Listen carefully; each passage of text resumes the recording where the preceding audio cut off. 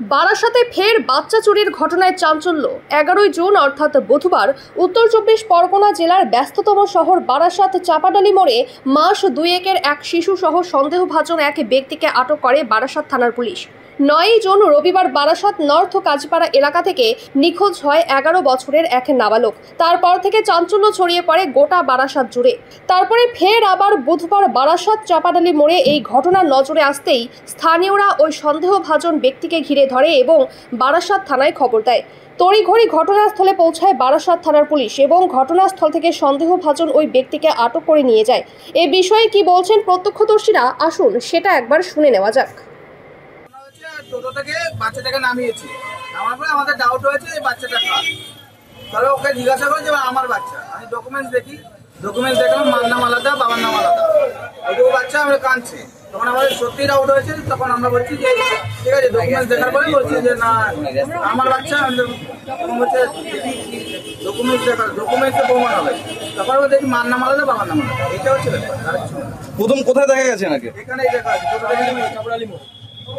বাচ্চাটা যে উনি বলছেন তার কোনো প্রমাণ পেয়েছেন? মায়ের নাম আলাদা, মার নাম আলাদা, বাবার নাম আলাদা। আমি বলছি আমার বাচ্চা। তখন আমাদের ডাউট হয়েছে ডকুমেন্টস যেটা বার্থ সার্টিফিকেট দেখলাম যে মামার নাম আলাদা, বাবার নাম আলাদা। আমাদের যা কর্তব্য আমরা সেটা করে দিয়েছি। দেখে ডাউটফুল মনে হলো যে এটা কার বাচ্চা হতে পারে না। তো আমরা যদি জিজ্ঞাসা করলাম এটা কার বাচ্চা, তো যে আমরা যে ইনফরমেশন পেলাম সেটা পুরোপুরি মিশবে।